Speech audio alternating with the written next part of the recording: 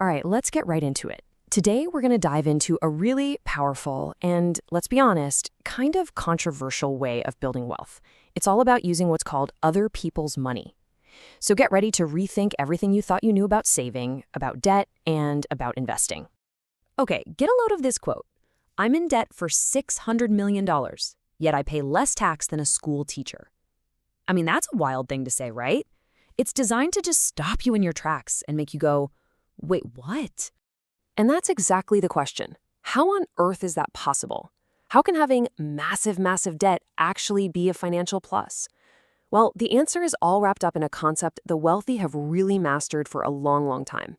To get our heads around this, we have to start with a pretty provocative idea. What's called the lazy investor myth. Now, hold on. This isn't about being lazy, like not working hard. It's about not thinking hard enough. The whole argument here is that it takes a lot more financial smarts and creativity to go out and raise money than it does to just dip into your own savings account. So why do we all automatically reach for our own wallets? Well, a lot of it goes back to how we're taught things in school, you know?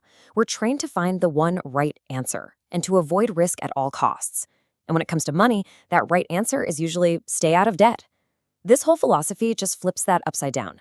It says that relying only on your own savings is kind of a financial cop-out. It's the easy way out that lets you avoid having to think creatively. And this isn't just about spreadsheets and numbers, it's about what's going on in your head. Let's look at how just a tiny little change in the words you use can completely rewire your brain for money. This, right here, illustrates that shift perfectly. When you say, I can't afford it, that's it. It's a statement, a dead end. Your brain just stops working on the problem. But the second you ask, how can I afford it? That's a question. And it ignites your brain, forces it to start looking for solutions, for opportunities, for creative ways to get something done. So if you're not using your own money, whose money are you using? Well, here's the really fascinating part. The financial system is already using your money. They're just not using it for your benefit. Let me break down how this works. It's called the fractional reserve system. So you put your savings in a bank. The bank is required by law to keep a little bit of that, a fraction of it, on hand. But then they can legally lend out the rest, often a multiple, like 10 times your deposit. A professional investor gets that loan, and what do? They buy an asset that makes money, like an apartment building. So here's the kicker. Let that sink in for a second. The money you work so hard to save is being used as other people's money to make another investor richer, all while your savings are just sitting there, probably losing buying power to inflation every single day. Okay, this brings us to the absolute most important key to this entire strategy. It's not about just loving all debt. It's about knowing the huge, crucial difference between what we call good debt and bad debt. Let's just look at the side-by-side here. On the left, you've got bad debt. This is the stuff that buys liabilities. Things like a new car or a big screen TV, they lose value and they take money out of your pocket every month. But on the right, you have good debt. This is debt used to buy assets, things that put money in your pocket, like a rental property. Now, of course, this isn't a magic trick. There's always risk. A tenant could leave or rates could go up. But the whole point is that the asset itself is designed to pay for the debt. Okay, theory's great, but let's make this real. Let's look at an actual example to see how this works in the wild.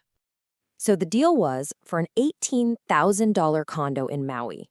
The seller wanted a 10% down payment. That's just $1,800, an amount that, most people would probably just pay out of their savings.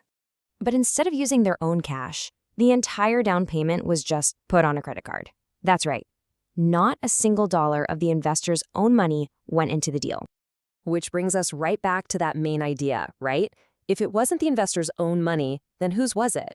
You got it. It was the credit card company's money, it was the bank's money for the main mortgage, and the whole thing was paid for by the tenant's money. The rent that came in every month covered everything. It paid the mortgage, it paid the property taxes, and it even paid the monthly bill for the credit card that was used for the down payment. And after all of that was paid, there was still $25 in profit left over. And that is what they call an infinite return. Seriously, think about the math. If you invest $0 of your own dollars, but you're making $25 a month, what's your percentage return? You can't calculate it. It's infinite. So how do you actually start to think this way?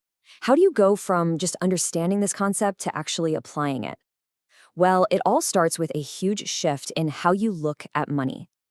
So here's the roadmap. First, stop thinking your savings account is your only tool. Start training your brain to ask, how can I afford it? Because that one question is going to push you to do everything else, to get real financial education, to find people who've done this before, and to learn the single most important skill, which is how to find a genuinely good deal, a deal so good that other people will line up to fund it. And I'll leave you with this final thought. There is way more money in the world looking for a good home than there are actual good deals to invest in. The money isn't the rare part. The good deals are. So the final question is for you.